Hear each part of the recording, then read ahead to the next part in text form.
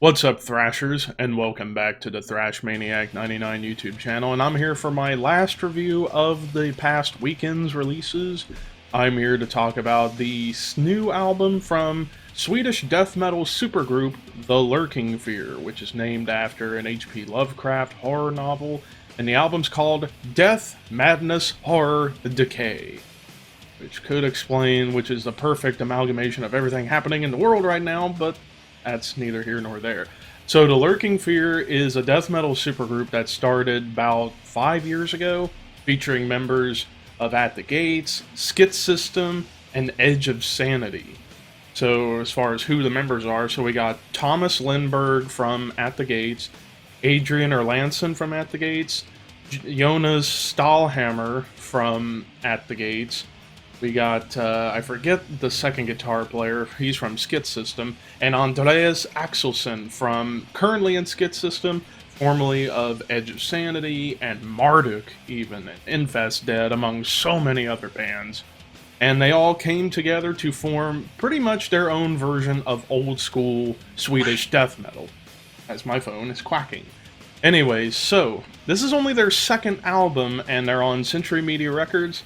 Let's see what this album has to offer. Starting with Abyssal Slime. After a little horror intro, it gets right into some old school Swedish death metal riffs.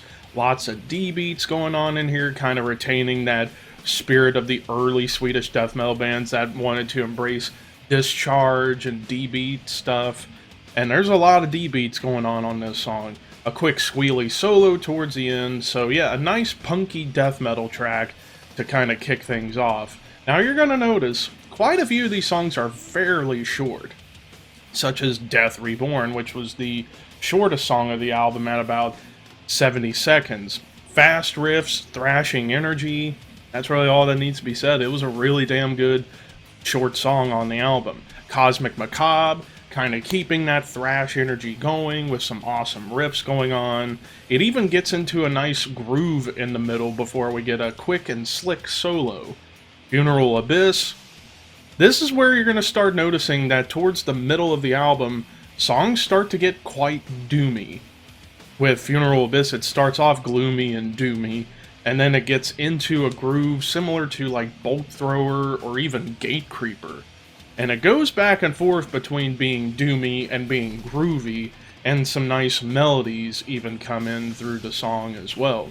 The title track, once again we start off with more of that doom and gloom, and then it shifts into like black metal territory with the blast beat, and then it gets into a groove, and this track goes back and forth between the black metal aspects and the downtrodden groove.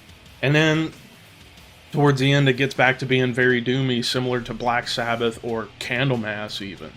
Architects of Madness starts off with a riff that kind of reminds me of something Death would have written, and it's a badass riff to kick things off, and then it gets back into the doom, but it still retains a groove on top of the doom elements. Wonderful melodic solo showing up that truly stands out above all the other solos so far up to this point. And a second solo showing up that was rather fast, kind of just there to be like, hey, here's my chops. And then it ends with sinister, clean guitars to kind of end the song off with some sinister vibes on top. Then we get into In a Thousand Horrors Crowned, more of that punky death metal style. And then in the middle, it gets doomy again. And then we get into two different tasty melodic solos. The first one was really well crafted and beautiful. Then it gets back into a groove before the second solo shows up, and again, more tasty melody. Then we get to another short one, just a little over 90 seconds, Kaleidoscopic Mutations. Rather an atmospheric death doom track here, featuring vocals from Chris Ryford of Autopsy to kind of throw in like, hey, Chris Ryford loves to guest appear on a lot of stuff, so why not do this?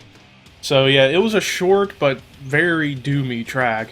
Ageless Evil, starting off with more of that mid-tempo groove, then it transitions into more of the black metal elements that I heard in the title track, And it once again goes back and forth between the black metal and the groove before we get a dark, sinister solo towards the end of the track. One in flesh, evil and fast tremolo riffing, setting the stage for the song, and it even has a bit of an epic quality to it. Then it gets into being thrashy, and it retains that thrash vibe throughout the entire song. And an evil solo once again showing up, and this time it was something that I could have heard in like Merciful Fate or something. The penultimate track, Restless Death, more of those punky elements with the beats and the riffs, before it goes back to being doomy at the very end, followed by a somber solo, and then it ends with this like somber ambience on top.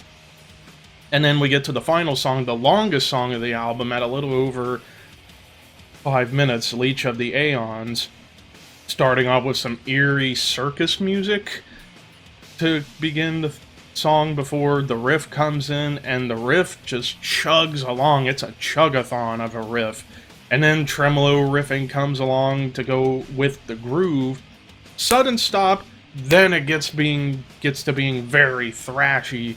And then some Slayer-esque squealy dive bomb solos just to add to the chaos. Then we get towards the end of the song and things slow back down to that doom vibe that a lot of this album had. So, overall, yeah, this is a short review, but then again, a lot of these songs were very, very short. They were just short, sweet, to the point, in your face. However, the one gripe I could really have with this album is that some of the tracks did feel a bit formulaic, where they'll go from one thing and go back and forth between that and another thing. And yeah, it can drive you nuts at times, especially whenever it like sticks with two different styles in the middle. But then again, they kind of make up for it by adding a lot more to the music. Like, you know, you get the punkiness, you get some black metal, you get some doom, you get some thrash, some groove. I mean, there's a lot going for it, but I just feel like the way they were constructed kind of felt a bit formulaic for my taste. But that's not really a bad thing. It's just more or less, I just happen to notice that trope throughout the entire album, personally. But overall, this is a really solid, old-school Swedish death metal album. I'm going to give this one an 8 out of 10. This is a really good album. It's just, I think there's just heavy competition this year in terms of albums, that this one just falls short of that for me. But it's still a really good album. I recommend you guys check it out. In fact, what did you guys think of Death, Madness, Horror, Decay by The Lurking Fear? Let me know in the comments below. And until next time, horns high, and I will see you very soon.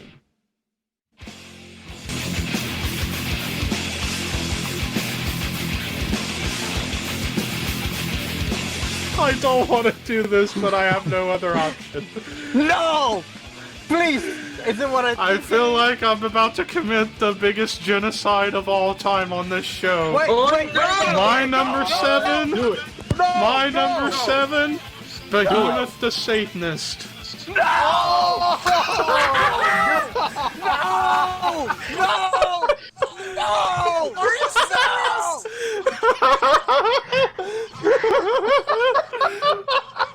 And now Hannah's going to hide in the shadows. Damn you! Everybody Why? dies. Why? You have to do it!